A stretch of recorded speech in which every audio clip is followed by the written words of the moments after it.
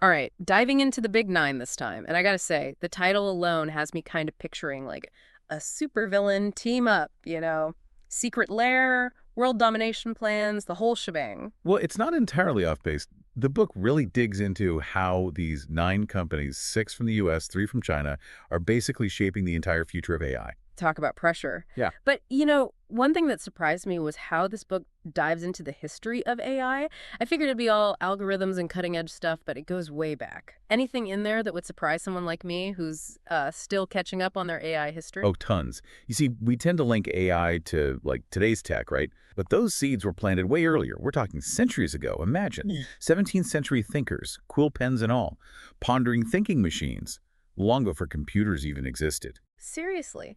So what were they even picturing back then? Was it more philosophy than like actual engineering? It's totally philosophical, Yeah. grappling with the very nature of thought. Mhm. Could a machine ever truly replicate it? But even then, you had these early pioneers trying to connect those dots, thought and creation. Like Ada Lovelace in the 1800s. Most know her as the first computer programmer. But get this. Yeah. She envisioned this machine, the analytical engine, that went beyond just number crunching. It was designed to process symbols, meaning it could potentially think in ways we associate with AI today. Okay, now my mind is officially blown. So those early ideas, they were foundational, clearly. But was there a specific moment when AI, like we understand it now, really took shape? The book mentions a workshop at Dartmouth in 1956. What's so special about that date? Oh, that's the big one. Consider it AI's official birthday party. This Dartmouth workshop, it brought together all these brilliant minds, math, computer science, you name it. They actually coined the term artificial intelligence right Yeah. there and set out this ambitious research agenda. But here's the thing. Even with all that brain power, they weren't immune to blind spots. The assumptions they made, especially about how AI should learn, those still resonate in the field, even today. So even back then, how they framed the problem shaped the entire journey. That's a lot of responsibility on their shoulders, huh? No kidding. Yeah. It just goes to show that the very foundation of a field can have these ripple effects for decades. Mm. And it really highlights something. The Big Nine digs into those challenges of potential pitfalls when you have a small, influential group shaping something as powerful as AI. It really makes you think about those early choices, especially now with AI getting more and more powerful. And speaking of which, this book focuses on these 9 companies, right? The ones shaping AI's future.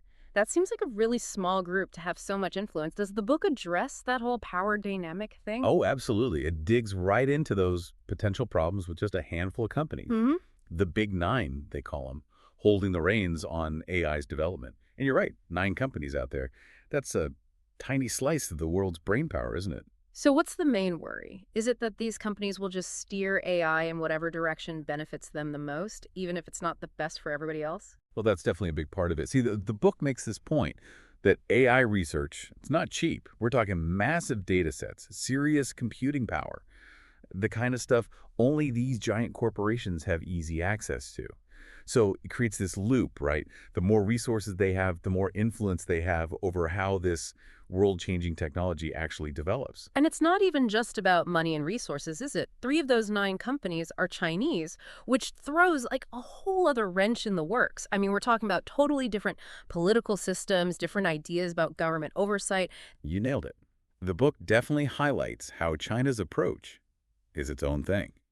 Their government's way more hands-on when it comes to AI, setting national goals, steering investments, kind of like a conductor leading an orchestra. It's a stark contrast to how the U.S. does it more market-driven, less centralized. Both have their pluses and minuses, for sure, but it raises these huge questions about who gets to call the shots on AI's future. It's kind of a wild dilemma to think about. Corporations versus governments, each with their own agendas. But in all this back and forth, where does that leave? Like the average person, where do we fit in? And that's a question the book really digs into. See, it's not just about which countries or companies are leading the charge. It's about who's actually doing the work. Who are these AI tribes, these communities of researchers and engineers? And that's where the book gets kind of real about diversity or, well, the lack of it in those groups. Okay, so break it down for me. What does the book say about who's actually building AI and why does it even matter? Well, it doesn't sugarcoat it, The book's pretty clear. Hmm. The vast majority of people building AI today come from very similar backgrounds, mostly male, mostly white, mostly from those big-name universities. It's a pretty homogeneous group. And that lack of diversity, whether it's gender, race, socioeconomic background, or even just different ways of thinking, that can lead to some major blind spots. So you're saying the people writing the code, even if they don't mean to, they're kind of baking their own limited worldview into the technology itself. Exactly. And even these seemingly tiny biases, they build up over time. They have real consequences. The book uses this metaphor of paper cuts to describe it. Like one paper cut, it's not a huge deal, right? Yeah. But you get enough of them and it's a problem. Okay, yeah, the paper cuts, that really stuck with me. It's like, it's not always the big scary stuff, but those tiny, almost invisible biases, those are the ones that can really snowball into something much bigger, especially with something as powerful as AI, right? So where do we go from here? The book doesn't just like sound the alarm and then leave us hanging, does it? You're right, it doesn't.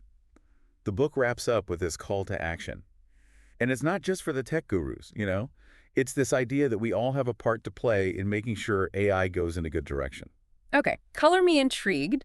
What can the average person actually do to make sure AI benefits, well, everyone? Well, it starts with awareness, right? Going beyond just the buzzwords and understanding how AI is already woven into our lives, like the apps we use, the websites we visit, it's all connected. And once you see those connections, then you start asking the important questions. How is my data being used? Who's making decisions based on it? Are these systems being built with fairness in mind? You know, that kind of thing. So it's like becoming more aware, more discerning users of technology. I like that. But what about those paper cuts we talked about, those ingrained biases? How do we make sure AI is built with a wider lens, so to speak? And that's where diversity comes in. It's crucial. We need more people from all different backgrounds, different walks of life, involved at every single stage of AI development. Just picture it. If you've got a team of engineers designing, say, a facial recognition system, if that team isn't diverse, well, they're much more likely to miss potential issues, those blind spots in their algorithms. Right. Because a diversity of viewpoints, it's like an extra safety net, helps catch those problems before they become real-world problems. But is representation enough? Or are there other safeguards we need to be thinking about? Oh, representation is huge, don't get me wrong. But the book also stresses the need for some serious ground rules when it comes to AI development, like clear ethical frameworks.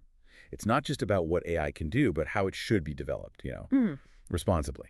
So we're talking data privacy, algorithmic accountability, having systems in place to address bias when it pops up, that kind of stuff. Sounds like we need a whole new rule book for this brave new world, one that can actually keep up with how fast technology changes. But who gets to write those rules? Is that a job for the government, tech companies themselves, or some kind of collaboration?